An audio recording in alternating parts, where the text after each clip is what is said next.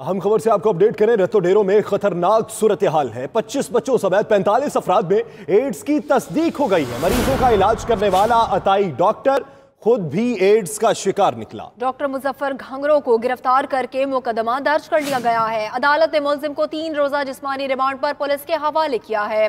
रतो डेरो में HIV virus फैलने की शिकायत पर महकमा सिंध ने नोटिस लिया था।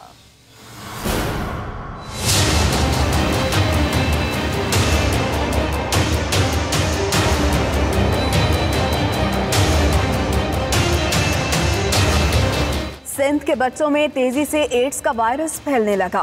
रतो डेरो में मरज ने संगीन सूरत हाल इख्तियार कर ली। एड्स का इलाज करने वाला अताई डॉक्टर खुद एड्स का मरीज निकला। रतो डेरो में एड्स का वायरस फैलने के इंकशाफ पर जहां अताई डॉक्टर्स के खिलाफ ऑपरेशन हुआ, तो वहीं डिप्टी कमिश्नर लाड़काना ने शक की बुनियाद पर निजी क्लिनिक के डॉक्टर्स और अमले के भी HIV के टेस्ट करवा लिए।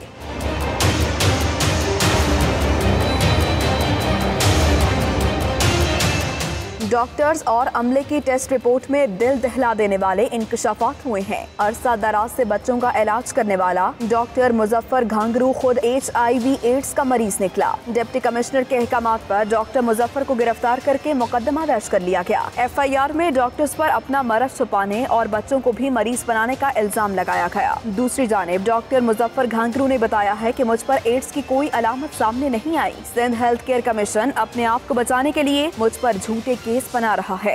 सरासर हेल्थ केयर वालों की नाइंसाफी, ये सारे केसेस इनके जो मेरे ऊपर डालने चाहते हैं। मैं एक डॉक्टर जो मुझे HIV पॉजिटिव मैं कैसे फैला सकता हूँ? मैंने खुद अपना इलाज नहीं करवाया, मुझे पता ही नहीं है। अगर मुझे थोड़ा भी पता होता मुझे वायरस प्रेशर नहीं तो मैं कहीं से इलाज तो करवाता। गिरफ्तार डॉक्टर को रिमांड के लिए मकामी अदालत में पेश किया गया, जहाँ उसका 3 रोजा रिमांड दे दिया गया।